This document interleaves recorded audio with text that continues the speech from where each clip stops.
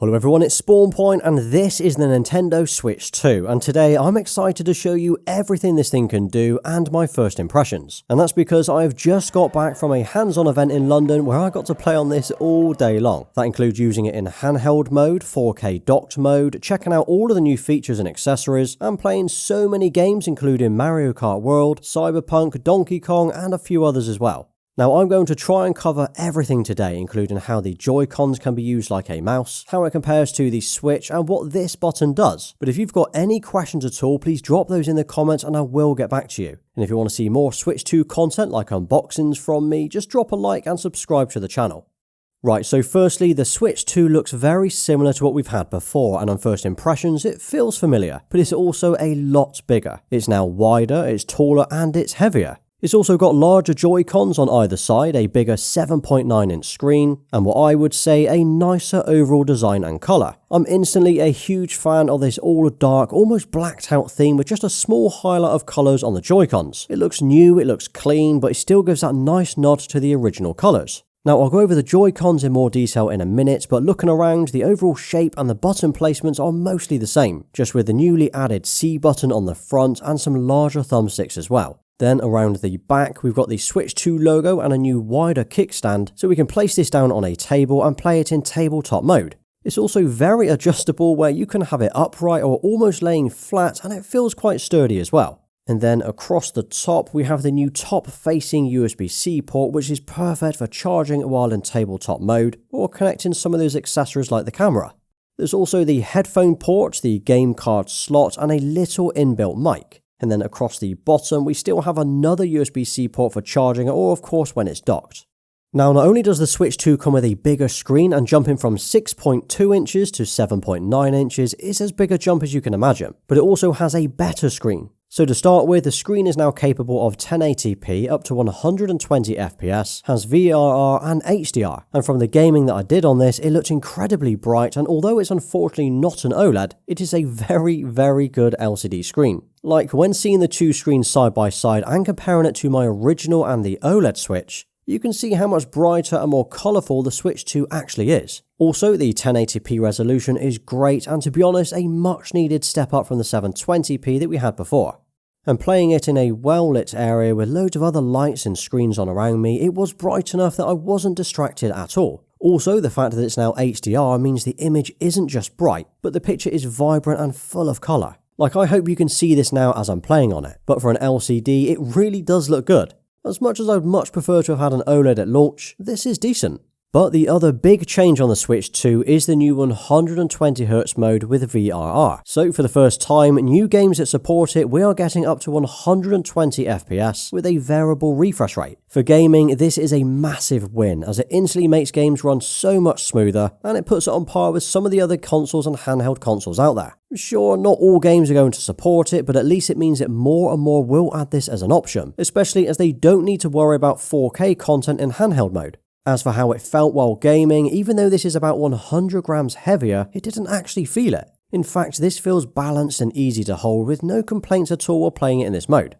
And then we've got the Joy-Cons, and on first impressions, they kind of look the same as before with the same button layout and overall shape, but they are larger, and with that we've got larger thumbsticks as well. I actually feel it moves them closer to the size of a normal controller thumbstick like we have on other consoles, and from my experience, it's certainly easier to reach and use over the original Switch. We also of course have the new C button down here, which is called the chat button. I'll explain more on this later, but essentially it's a quick access button to a new chat feature on the console. And as you may have seen, the Joy-Cons are now magnetic rather than using the usual slide and click. And I can tell you now, this feels and sounds incredibly satisfying when they snap and lock into place.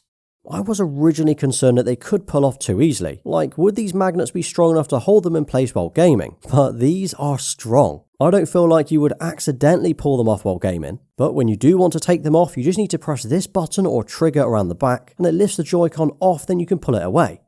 And while it's off, let me show you what's on the inside. So you'll notice here that the SL and the SR buttons are now larger. These are far easier to use and are ideal if you're playing in docked mode and you're playing 2-player while each of you have a separate controller. Of course, we do still have these buttons on the original Switch, but they are tiny, and you really need to use the adapter in order to make it usable. There's also some nice Nintendo branding on the inside of the screen, as well as the matching colours as well, just in case you forget which side the Joy-Cons go on. Now, I'm not sure if you'll remember this, but in the original trailer, we did see these Joy-Cons skating around like mice, and I did mention this during my reaction video. But it turns out these can in fact be used like mice after all. So on the inside of the controllers, we've got this tiny sensor that works with supported games, where you can quite literally put the Joy-Con face down on a table and then move it around. Now, they had a setup where I was able to test this out, and you know what? It worked really well. So here I'm swiping and sliding the Joy-Cons up and down, where it's picking up every movement that I make. And I can imagine this being quite a cool feature that will no doubt show up in future games as well. But of course, you will need a table or a desk or something similar in order to use it, although you could probably use it on your leg as well. But I have to say that because the Joy-Cons have HD Rumble 2 motors built in, you can really feel the haptic-like feedback rumbles as you play them. This doesn't just feel like a generic vibration, this has more depth and clarity to it, which feels great. And in case you wanted to see how it compared to the other Switch consoles, well, here you go. I actually took my original launch day Switch and my Switch OLED with me just so I could do these side by sides. And as you can see, the Switch 2 clearly looks larger in almost every single way, but the biggest difference is of course the screen. And I'm not just talking about the screen size here from 6.2 to 7.9 inches, I mean the actual screen quality as well. So even though it is still an LCD like the first Switch, this is noticeably a step up in both brightness and the overall screen quality. So if there's one takeaway from this video, don't let the fact that it's an LCD put you off from buying one. Now, not only did they have several areas to use it in handheld, they also had dedicated TV setups, which meant I could use it in docked mode as well. So the Switch 2 now comes with an updated dock that allows you to play your games up to 4K resolution when connected to a TV or monitor that supports it. That is a huge step up from the 1080p that we got on the previous Switch. And let me quickly show you around the dock as well. So it's got a Switch 2 logo on the front with a fan built in. So it means it will keep the console cool while it's sitting here as well. And while I was playing, I did get to try out a few different games and all of them looked awesome. But just note that when the Switch 2 is docked, the frame rate is fixed at a maximum of 60 FPS while in 4K. But if you do drop the resolution down to 1440p or lower, it will unlock the 120 FPS mode. It also supports HDR while it's docked, so it looks great on screen. Now, I can imagine this is how a lot of us will play those party night games or two-player co-op games, or just when you fancy kicking it back on the sofa in front of the TV. Now, to be honest, this is how I game most of the time, so to get a nice 4K HDR output is now a massive advantage to me over the original console. Of course, we do have the kickstand around the back, so you can still use it in tabletop mode, where you can adjust the stand and have it either stood up or laid down.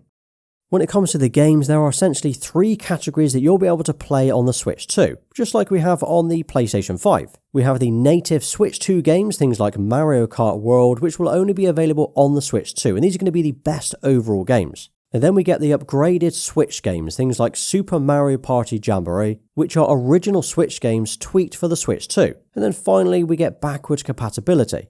Now, I did get to play Mario Kart World, the new open world Mario game where you can literally drive around exploring the map and jump into races either locally or online. And this game, for me, looked like one of the best visually impressive games that I've played today. And it definitely took full advantage of the new screen and the 4K output on TV.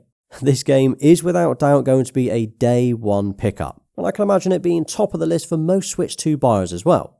There was also Donkey Kong Bonanza, and this was seriously a lot of fun to play and looked pretty impressive. It does have a release date of July 2025 though, so it won't be available at launch. There are also a few other games that Nintendo have spoken about, including Kirby Air Riders, the Duskbloods and Hyrule Warriors, but these aren't due until later in the year. On top of that, a few Switch games are getting Switch 2 updates, including The Legend of Zelda, Metroid Prime 4, Super Mario Party and a few others as well. But there are also other recent games which are releasing on the Switch 2, including Street Fighter 6, Cyberpunk, Elden Ring, Final Fantasy 7 Remake, and Split Fiction. So not a bad lineup of new games that we'll see over the first 6 months or so.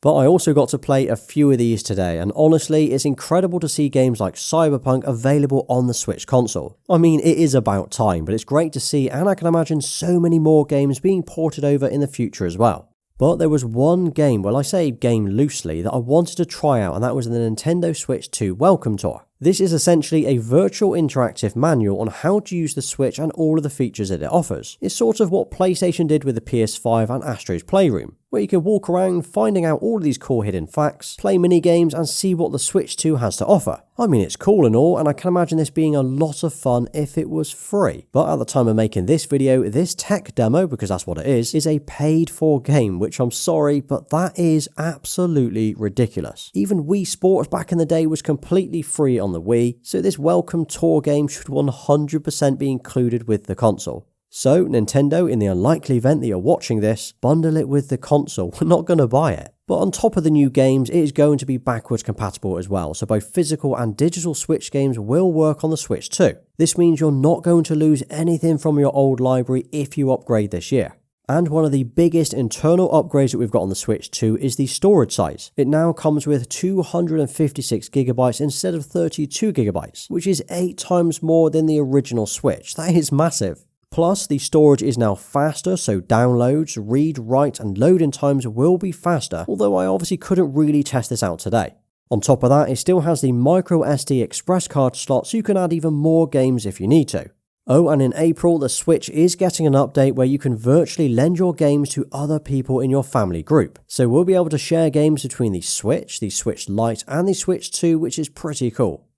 Okay, so I mentioned earlier that we get a new button on the controller called the C button. Well, this is a dedicated chat button that when pressed will open a new chat feature where you'll be able to chat with friends or family directly on the console. And this is actually a pretty big deal for the Switch as it immediately makes it a more sociable console. You can see your friends, what games they're playing, chat with them and even share your screen with them as well. And on top of that, as the Switch 2 has a built-in mic, it's also capable of filtering out the background noise and the game noise, so it should be a pretty decent sound. And as you've got that USB-C port on the top, you'll also be able to connect a USB-C camera for video chats as well. Now, one thing I have noticed is there's been a little bit of noise about the fact that the new chat feature is locked behind a paid subscription. And they're not wrong. You do need to be subscribed to Nintendo Switch Online to get online features like screen sharing, chat, online games and so on. But it does only cost about £18 per year. However, the game chat is going to be free until March the 31st, 2026. So plenty of time to use this and test it out before deciding if it's worth paying for. Okay, so while I was here, I also got to see a few of the new accessories that will be available at launch as well. This included a new Switch 2 camera, which is a USB-C camera, which plugs into the top of the Switch and can be used for either video calls and game chat, or used in supported games.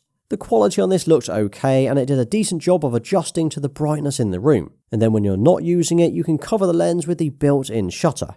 I also got to try out the new Switch 2 Pro controller, and this is one of those accessories that I think everyone needs if you plan on using it docked. This is a proper controller that feels nicer to use than the Joy-Cons. Plus it comes with HD Rumble 2, the new C button for game chat, and mappable rear buttons. So back here we now have a GL and a GR button that can be mapped to any other button on the controller, and this is a huge step up and something that we've kind of gotten used to on Pro controllers over the years. There were a few other accessories here as well, including the new Switch 2 carrying case, an all-in-one carrying case, Joy-Con steering wheels and micro SD cards as well.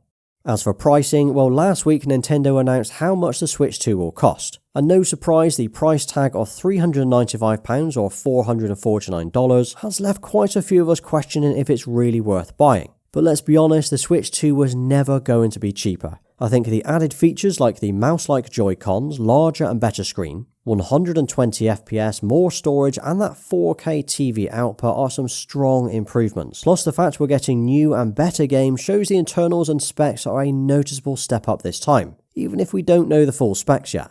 But what I can say is for me, this will replace my current Switch on June 5th, as everything is better and it plays all of my old physical and digital games as well. But what about you guys? Do you think the Switch 2 is worth buying? And if not, what price point would you pull the trigger at? Now drop a Switch 2 in the comments and I'll give you a thumbs up for staying right till the end. And if you did enjoy today's video, check out this video next. Well, thanks for watching. Please like, subscribe and follow me everywhere. Until next time.